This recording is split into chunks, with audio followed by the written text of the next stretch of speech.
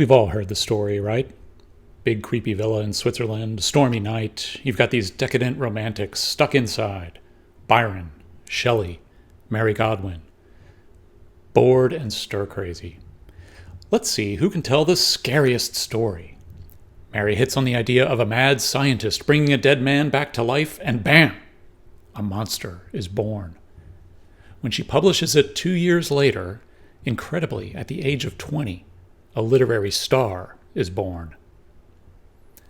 Oh yeah, and side note, one of the other stories told that night was a vampire tale, begun by Byron himself. His physician, John Polidori, who was there as well, elaborated on and published this story 3 years later as The Vampire. Sure, it was the first vampire story in English, laying down many of the genre's tropes, but it really just wasn't very good. Certainly not an undisputed masterpiece like Frankenstein. Nobody reads it anymore. So, it's a footnote to this legendary evening, a curious anecdote. But there's more to it than that. Much more. Because this novel reveals who the real vampire actually was.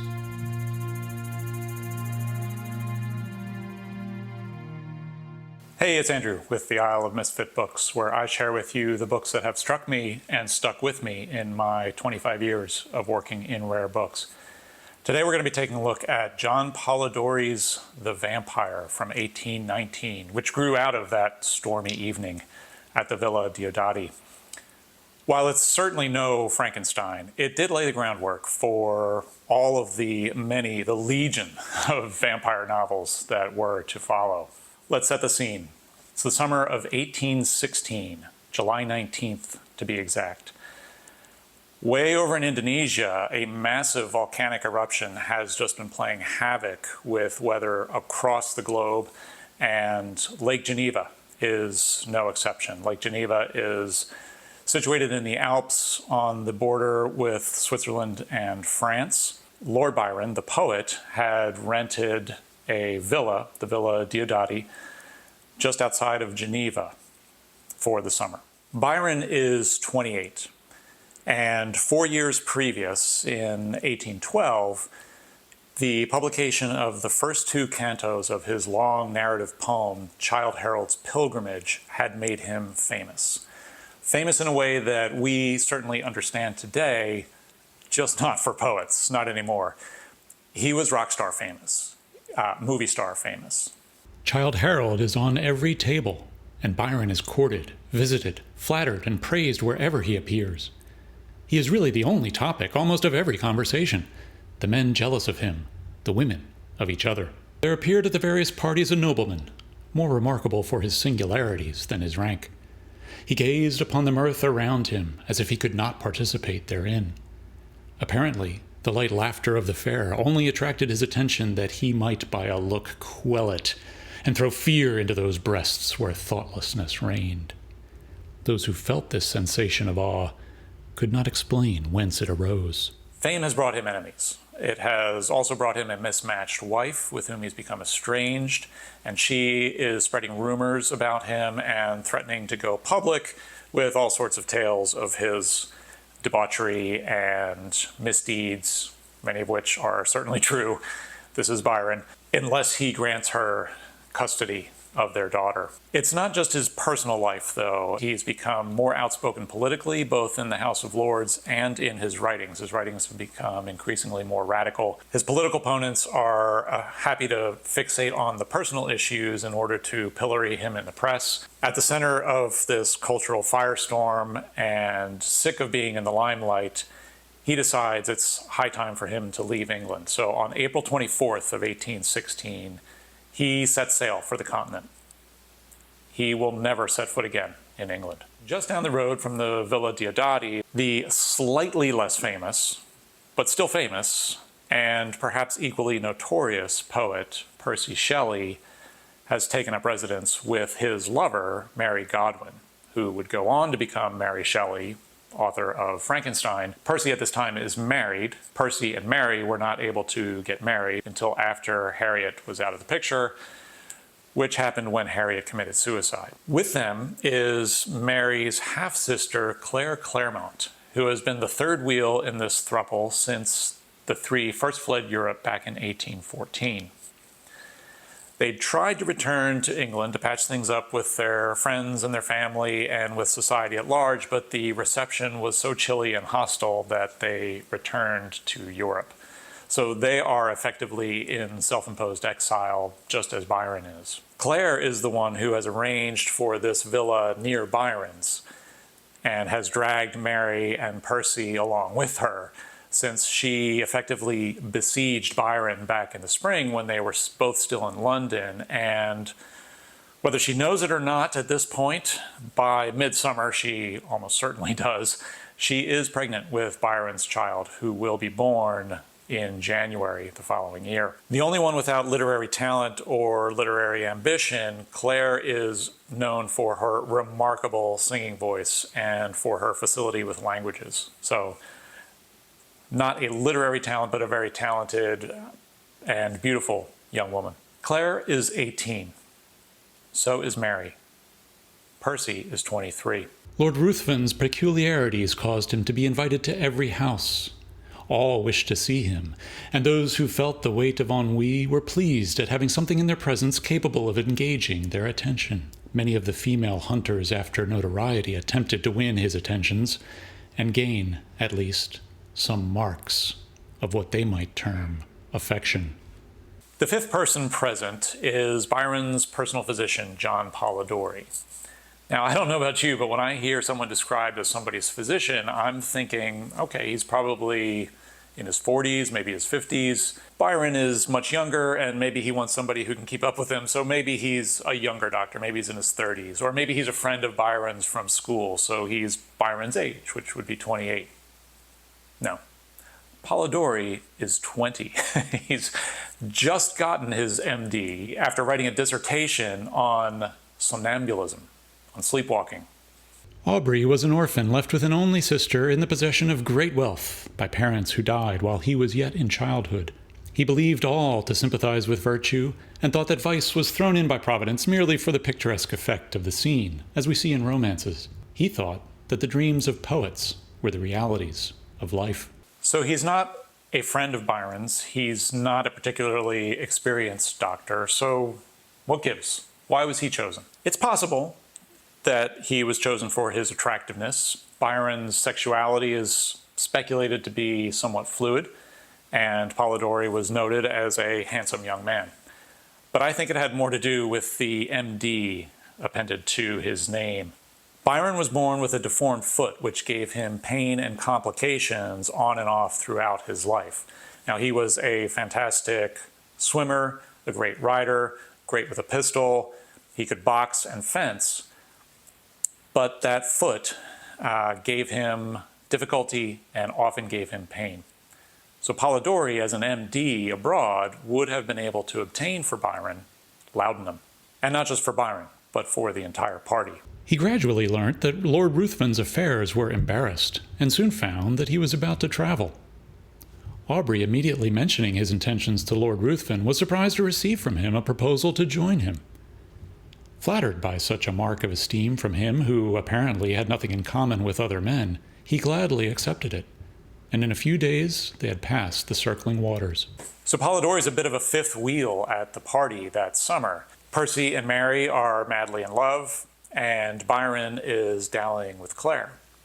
Polidori wasn't just sitting around, though. He was working on a paper with Byron's editorial assistants that would be published later that year, entitled On the Punishment of Death. It was sort of an anti-death penalty tract. Apparently, Polidori and Percy got into some pretty extended philosophical and physiological conversations about the nature of death and the moment of death that almost certainly influenced Mary as she was coming up with her mad scientist Frankenstein and the monster that he creates. There was one circumstance about the charity of his lordship which was still more impressed upon his mind. All those upon whom it was bestowed inevitably found that there was a curse upon it, for they were all either led to the scaffold or sunk to the lowest and the most abject misery. Polidori was just a kid. I mean, they all were, in a sense, aside from Byron and maybe Percy, but Polidori was just a kid, and a pretty arrogant one at that. He apparently said to Byron at one point, "What is it that you can do, aside from writing verse, that I can't do better than you?" And pretty bold. And Byron said, "Number one, I can shoot with a pistol that keyhole over there. Number two, I can swim across the lake and back. And number three, I can give you a damn good thrashing." He felt himself grappled by one whose strength seemed superhuman. Determined to sell his life as dearly as he could, he struggled. But it was in vain. He was lifted from his feet and hurled with enormous force against the ground. His enemy threw himself upon him, and kneeling upon his breast, had placed his hands upon his throat.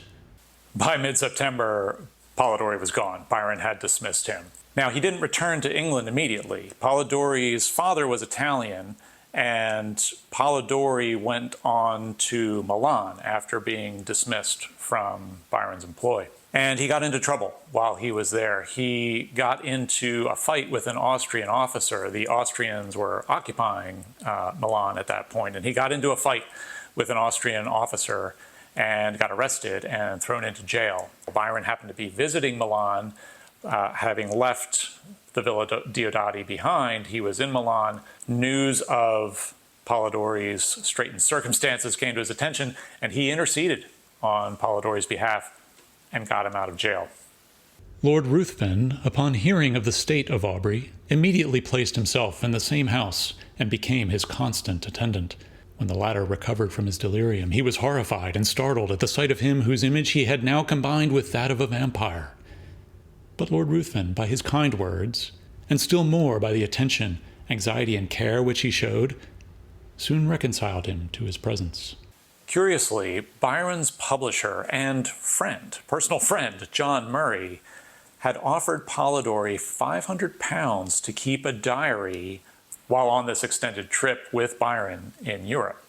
Now, depending on the internet calculator that you use, £500 in 1816 is roughly the equivalent of somewhere between £40,000 and £60,000 today, so that's no pittance. Polidori did keep the diary, but it never saw the light of day. It descended to his sister, who heavily edited it, removing all the peccant passages or the sinful parts, and it eventually was rediscovered and published about 100 years later.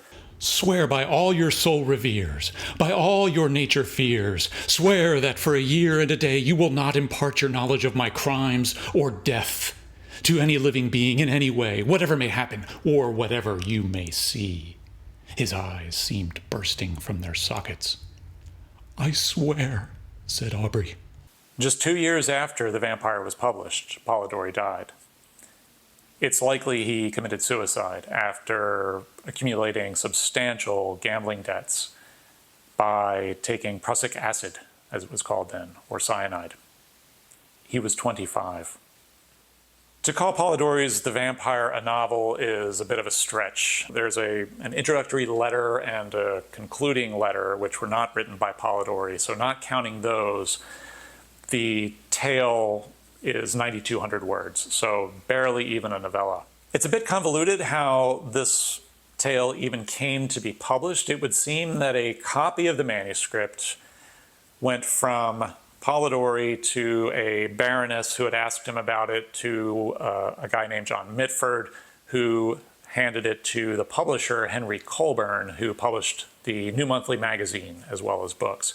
And Colburn published it in his magazine and also printed up copies to be published in book form as essentially a pamphlet, and titled it The Vampyre, A Tale by Lord Byron, which is pretty brazen, but clearly an attempt to capitalize on Byron's fame, which was immense at that time. And I guess you're technically not saying that it's by Byron, but is just sort of the transcription of a tale overheard that Byron had told. Still very deceptive. But he printed up copies of the book and published it in his magazine. Polidori immediately slapped an injunction against it. So Henry Colburn had to change the title page, and he changed it once from A Tale by Lord Byron to As Related by Lord Byron to Dr. Polidori. And that still wasn't good enough for Polidori. So Colburn had to scrap that. It was eventually published in book form as simply The Vampyre, A Tale. Most first edition copies that you will find have a different publisher, Sherwood, Neely, and Jones, with Byron's name removed from the title page completely. That was the issue that was allowed to be published by Polidori, and Byron really didn't have any say in the matter, as they weren't ascribing the authorship to him any longer. The anonymous and clearly fictitious letter that is appended to the end of The Vampyre is really interesting. It's not written by Polidori, it is anonymous, and it purports to describe the writer's visit to a villa on the Greek island of Mytilene. He's shown to a villa by the villa's caretaker, who describes with great affection the Englishman who resides there, but who is away on travels at the moment. Shows him the grounds, but also inside the house. And within, in the Spartan decor, he finds the books of a scholar. The caretaker describes the Englishman as very devout, attending church twice a week besides Sundays. He's made generous gifts to the locals and has befriended many of them, effectively portraying him as some sort of saint. The caretaker can't tell them the man's name out of deference to his employer, but the letter writer, after leaving Mytilene, encounters another Englishman who assures him that the man in question must be none other than Lord Byron, saying, "I met him in my travels on the island of Tenedos, and I also visited him in Mytilene." Tenderness, sympathy, and charity appear to guide all his actions, and his courting the repose of solitude is an additional reason for marking him as a being on whose heart religion hath set her seal, and over whose head benevolence hath thrown her mantle. No man can read the preceding pleasing traits without feeling proud of him as a countryman. This absolutely screams of protesting too much. This letter's presence in this volume, coming as it does right after The Vampyre, it just gives away the game. The tale you have just read, it seems to say, couldn't possibly be about Byron. He's just too damn good of a fella. Anybody who read this at the time with actual personal knowledge of Byron would have had a good chuckle. The publisher clearly wanted the notoriety of Byron's name and the association of the Vampyre with Byron himself. Even wanted this to be seen as a fictionalized portrait of the poet, a hit piece, if you will, by a former employee. But the publisher also wanted to cover his ass and make sure he didn't get sued. Though Aubrey was near the object of his curiosity, he obtained no greater gratification from it than the constant excitement of vainly wishing to break that mystery, which, to his exalted imagination, began to assume the appearance of something supernatural. So the Vampyre was there all along, this entire time. He is Childe Harold. He is Don Juan. Lord Ruthven is Lord Byron.